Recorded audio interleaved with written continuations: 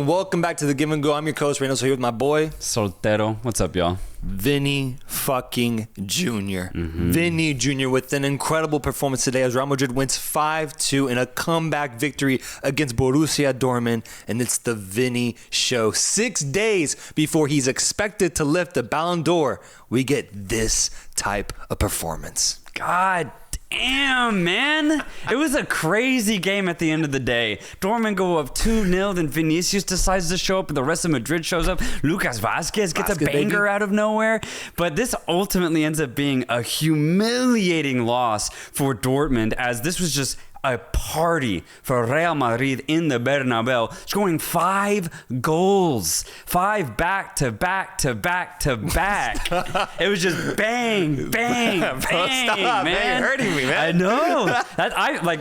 Since I was supporting Dortmund, I was wow, I don't want to show my face. Like, if I was wearing a Dortmund jersey, I'd take that shit immediately off, man. You're taking it off. I don't want to think about Dortmund for a couple of days, because this was a crazy victory for Real Madrid. But as you just said, man, I think Vinicius, as he's shown time and time and time again, he's the most entertaining footballer in the world right now playing in Europe. So you consider everything that he's done last year. Sure, he had a quiet summer for Brazil, but that's just minor when you look at the performances that he puts in like this, getting a hat trick, the goals that he's able to score, the dribble penetration that he did. Dude, he was just dancing out there, putting the Dortmund defenders on skates. So what a performance for Vinicius and the rest of Madrid in that second half. Straight up, one of my favorite performances personally that I've seen from Vini. I loved everything, the tenacity, the energy, the directness he had on the ball.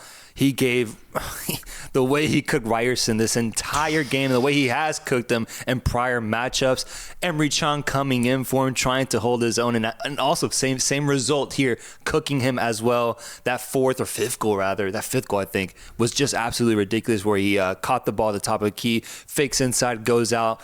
Beautiful finish. Another one where he outran Emre Can in the process. And then the one where he got off an Mbappe, ultimately assist, you can call it, to make it a hat trick. Vini Jr., just what a performance, man. And one of my favorite ones because he was just nonstop entertainment. Yeah. Nonstop entertainment.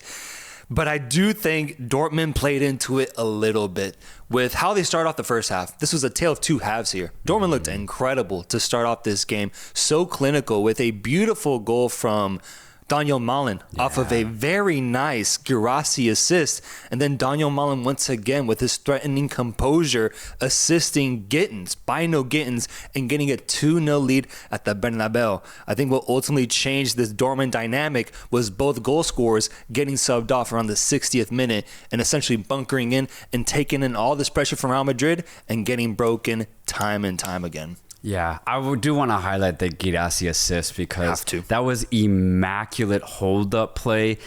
The strength, the composure, the control, the hesitation, and then finally the little slip ball that broke the Madrid defense, and then Malin's there to execute the finish. What a hold-up play from Girassi. And at that moment, before that goal and after it as well, Dortmund were low-key dominating the match. Madrid were poor. And for 20 to 30 minutes, I was legit thinking, oh shit, this is Madrid right now. Yeah. They're struggling in La Liga. They can't be on the same pace as Barcelona. They lost 2-0 in the Champions League already. Are they about to lose again at home to Dortmund? And what's crazy is that in the second half, we saw why Madrid are Madrid. Yeah. We saw why we have refused to fully criticize them. I brought it up just a few days ago. Yeah. Like, do we give in to these shaky results? And we've held off. I don't want to go on a rant yet. I don't want to go off on them yet. It's because of this. It's because of this, man. And that's why it's so hard to really tactically criticize Madrid, because they don't really have to have tactics. When you can just throw it to Vinicius, if he's possessed like the way he was today in the second half, he is literally unstoppable. It doesn't matter what you do. You could try and double team him. You'll just open up Mbappe and Rodrigo on the other side, and then you can have Bellingham just kind of drift left to right. There's really nothing you can do. I'm not going to criticize this Madrid team in the Champions League until I just see a team completely shut them down. It hasn't been done in the last 2 seasons, realistically. So it's like we can't really criticize Madrid, especially in the Champions League where it's a knockout setting and Madrid can just pop off the way they did in the second half. And with the atmosphere behind them, all that momentum, the magic that they can produce. I mean, you felt it. Once they got that first goal, once they were able to break Dortmund in the second half, that first time, you just knew it was coming, man. And I'm surprised at the fact it ended with 5, though. 5 is crazy. But that's the power of Real Madrid. This is the performance I need to see from them personally. Against the ropes, down 2-0 at home, just like you said, they needed to have a response. And they finally showed me that. In a string of games that I'd say have been pretty disappointing, we get that response in the Champions League final rematch. For Dortmund, I think you take this loss and you just move on forward because still it's your first loss of the Champions League after winning your first 2 games. They're in 5th place at the moment. Just take the loss, move on, and Real Madrid slowly building momentum now as they are now in 9th place with 2 wins and 1 loss. Yeah, and if you are Dortmund, you probably were expecting to lose this game when you saw that they were in your schedule at the beginning of the season. For Dortmund, though, it's always classic Dortmund for me because I get teased so much with this team. They teased us in the final when they probably should have taken the lead against Madrid in the first 20 minutes. And they teased me even harder today by getting a 2-0 lead. Their offense is so fun to watch. That's why I do ultimately like Dortmund because no matter what, they play some exhilarating football offensively. But man, as you said earlier, they just really play into it sometimes where, if they're not playing offense, they're not playing good defense. So it's like, what are you going to get from that? And you get a big 5-2 loss. So for Dortmund, I think they can make another deep run if they just get a good draw going forward. So, not completely agree. And so we have a 5-2 victory here. Madridistas, Dortmund fans, let me know down below. What did you think about this result? What a performance from Vini. What a show we got. What did you think about this match? Let's talk about some other Champions League matches that we caught. I saw you looking at the Stuttgart versus Juventus game. What happened there in Juventus' stadium? So this time, German football coming out victorious. Yeah, true. Stuttgart getting a 1-0 win with El Bilalture, getting a nice touch in the box and then brilliantly finishing it as Stuttgart went up 1-0 late in the game around the 90th minute. But I actually caught a lot of the second half action. And I just got to say, the comments I had about Juventus in our last episode when I saw their game against Lazio are completely true. This team, while they are good in possession and they are good defensively, they're just not exciting, man. They're at home against a Stuttgart that is struggling, by the way, in the Bundesliga. They're in 10th place in an 18-team league. And they were able to go toe-to-toe to Juventus in Turin. And you also consider the fact that Stuttgart, not only did they go up against Juventus, but they had the better chances. Wow. Juventus were able to go forward. This game was 50-50, but for me, Stuttgart had the better chances. There was also a penalty that they missed. They had a goal through Deniz Undav, which was ultimately called off because of a handball control. So for me, Stuttgart were the better team. And if you consider the fact that Juventus are, the top 3 in Italy, this just isn't a good look for me. And this is exactly what I was talking about at the weekend. Like, I just think ultimately, if you're a Juve fan, sure, things might go for you in Serie A, but I just would not be excited at all because I don't think they got what it takes to be a good Champions League team. And I would extend that statement, not just to Juve, but to Italian teams. Yeah. Champions League, Italian teams have had a rough start so far, with Bologna losing another match, this time to Aston Villa. League leaders in the Champions League in this current moment, Aston Villa. 3 games, 3 victories, 6 goals for, 0 goals against. John McGinn getting a goal today and John Duran getting a goal as well off of a beautiful Morgan Rogers assist. It's a party in Villa, man. It is a party as they make history and they get another major victory at home. Just credit to them. This is a good result, defeating Bologna, a game where I did expect them to win, but showing that when the result is needed, when the opportunity is in front of them, they take advantage. And following it up after a really impressive performance against Bayern Munich, I'm proud of what I've seen so far from this team in the Champions League. So credit to them and credit to Unai Emery for this victory. Dude, massive credit to Villa for just getting another really big win at home. You know, sure, they were playing a weak Bologna, but I think for a team like Villa that just does not have the experience in big matches like this, for them to just continue to win, I think it's huge. Yeah. And I want to double down on that credit because this could have been Newcastle last year. This really could have been, man. No, you're right. But they were so disappointing. Not just in the Champions League, but also in the Premier League in general. Yeah. But look at Villa this year. Yeah. They're going for the title in the Premier League, and they're getting massive results in the Champions League. So they're the exact opposite of what Newcastle could have been last year. So I'm just so happy that we get a team that actually invested in themselves and backed themselves to get these big results in the following season. And staying on that Italian trend, I actually had sent you out over to the San Siro to go to Milan and see what you saw there with your boy Pulisic pulling the strings for this Milan offense. I wanted to see how they performed against this Belgian team in Club Brugge. What did your eyes capture over in Italy with another Italian team playing? Pulisic getting an Olimpico goal. Wow. But this was a weird one, though. This was a weird one because it was near post. All of the players obviously go towards near post to try and get the ball. But there was a moment where I think Mignolet's vision just got completely blacked out because of the movement, and he just lost the ball. And in that split second, it caught him and the ball went in. So it wasn't like a crazy Olimpico. It was a weird one. It didn't touch anybody, though. It didn't touch anybody. So it's one of those technical Olimpicos. It's a technical Olimpico because it does go down to Pulisic as the goal scorer from a corner kick.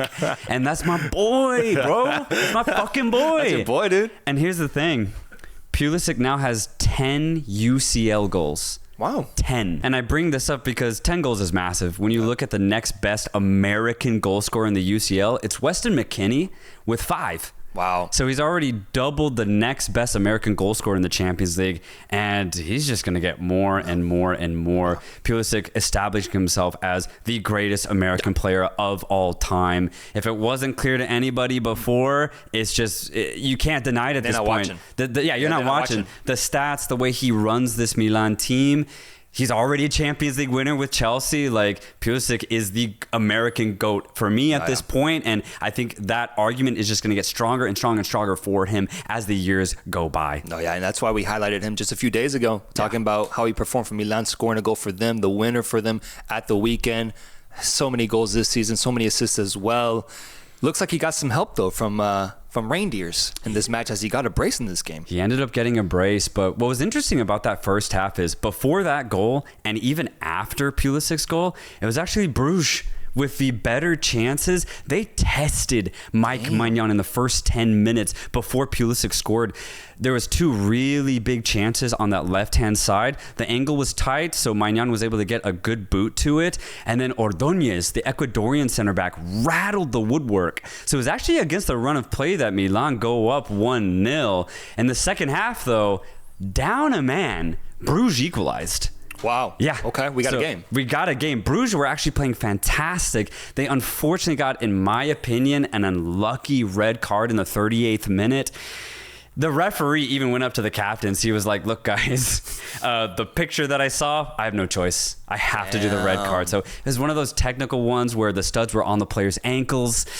You just got to give a red. I thought it was unlucky. I thought it was a little harsh. Brugge were actually playing really good counter-attacking football. Milan actually didn't look that good, man. They honestly did not look good in that first half. Brugge equalized, but then their fatigue started to set in. They were down a man for a long time. As you said, Tiani Reinders ends up getting 2 really good goals. Just really nice penetration. One on the left side, the other on the right-hand side from Chukwueze. So Reinders puts it home. Milan end up being the better team. I do just wonder if it had stayed 11v11, what Brugge could have done, because they low-key were balling out against this Milan side. Yeah, both these teams right now sitting on 3 points with the same results, 1 win, 2 losses. Milan right in that 21st place right now, and obviously you're gonna get a lot of highlights from Pulisic this season and some nice offensive highlights, but I do think there's a limitation on this Milan team with how they perform in the Champions League and in the league. Do you see them as a team that can make it into the final 16? Is that next round? Because I feel like they're right on the verge right there, and they might be one of those teams that ends up getting eliminated. I think they can, but I do think round of 16 is going to be their limit. Yeah. I completely agree. And watching this game and even watching the game against Udinese, I think it's becoming clear that outside of Pulisic, the rest of their offense, pretty inconsistent. You had actually made like a pretty big claim that Leao isn't that guy for Milan, and he just really isn't. No, he isn't. He had so many heavy touches. If he's not having a good game, he's just not even there. Like he basically goes ghost. Alvaro Morata needs a lot of help when it comes to just being clinical in front of goal. Noah Okafor's never really been that guy at club or international level. He's a good player, and Chukwueze is the epitome of inconsistency. When he's on it, bro, he's brilliant. He can dribble past 2-3 players, but when he's not on it, just like Leao, he goes ghost. Yeah. So I think ultimately Milan are going to be a really feisty team, but their inconsistencies are really going to show come later portions of in the tournament. And while you're watching that game and watching a team that probably won't challenge in the last 16, I was watching a team that could potentially be a feisty round of 16 matchup for a top team, and that team is AS Monaco, baby, as they go on to defeat Red Star Belgrade 5-1, man. 5 goals. And it's a flattering scoreline in the sense that this was a tight game for the first half, I will say. Monaco went up early with the Minamino goal, but Red Star actually responded with Sheriff Ndiaye basically putting up a masterclass in that first half, bro. He drew a penalty that was as blatant as you could see, and then he finished it off very, very well. It was a beautiful penalty, beautiful draw of a penalty, and his whole performance, he was terrorizing those Monaco defenders.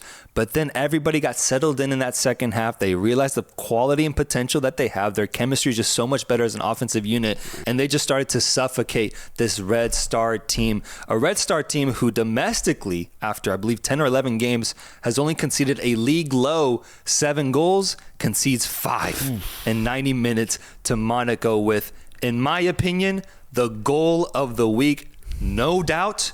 Did you see it? I saw it. Singo, man. Singo. In the 54th minute scores an insane rocket of a goal. Yeah.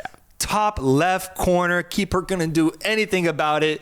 And Monaco celebrating. And that was a dagger because with that goal, they made it a 2-goal deficit. And then it was a party afterwards. Monaco gets 3 good points here. And now they currently sit in second place right behind Villa with 7 points, 2 wins, 1 draw. This team is the real deal. I think there'll be a challenge in the round of 16 and maybe potentially could go on a fun run if they win that matchup. Yeah, I really like Monaco, man. I love the team that they've built.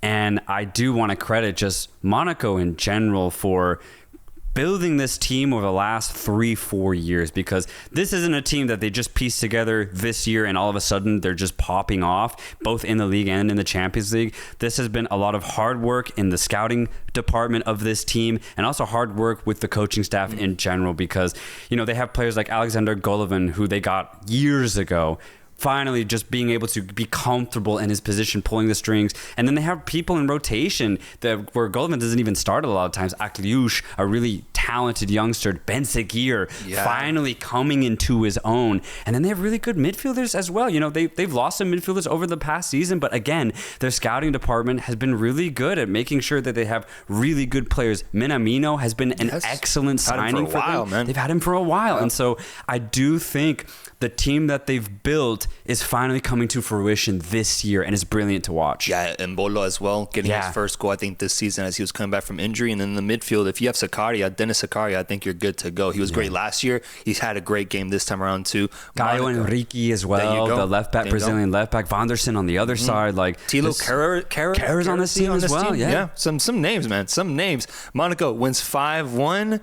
And they get 3 points at home. Let's look through the rest of the results here, just to kind of review what happened. We didn't really focus in on these matches, so we're just going to react to the results, maybe the highlights that we saw.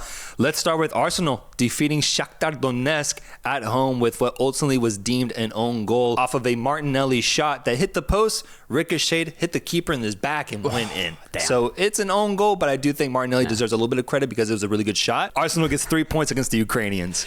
1-0 slightly concerns me, man. It really does. But it's a shutout. It could be one of those things where they just knew they were going to win if they just showed up. No disrespect to Shakhtar. Yeah. Obviously, I didn't see the game. So I do wonder, did Shakhtar actually show up? And this was a tight 1-0. I wonder, Arsenal fans, let us know down below. Regardless, 3 points is big here. Arsenal gets the victory. Girona winning a game in the UCL, winning 2-0 against Giants, Slovan Bratislava. There we go. At home. I saw the free kick goal. Beautiful goal from Juanpi. That was the second goal to give him the dagger lead. And then after that, it seems like they took care of business. Girona getting 3 points here now. And they are currently in 20th place with that, as this was their first victory in the Champions League. Hey, nice. Then 3 big points. I wonder if they could kind of build off of that. Probably not, but maybe. Yeah. And now we're going to have a fun race for last place between Red Star and Slovan Bratislava, as they both sit on 0 points. Bratislava on a -10 goal differential. Red Star on a -9. Okay. A fun race. Okay. Let's see who gets last place. Who are you going with? Damn. Honestly, I'm gonna go Red Star actually on this one. I'm going Red Star last place. Okay. I'm going Bratislava. I think there's less aura to the name, honestly. Okay. We also had PSG tying PSV at home. Goals from Noah Lang. I saw this one from what was considered Mbappe's signature move back in his PSG days, where he would cut inside and then finish off with a really strong shot low to the opposite side that he cut from. A really nice signature move from Mbappe.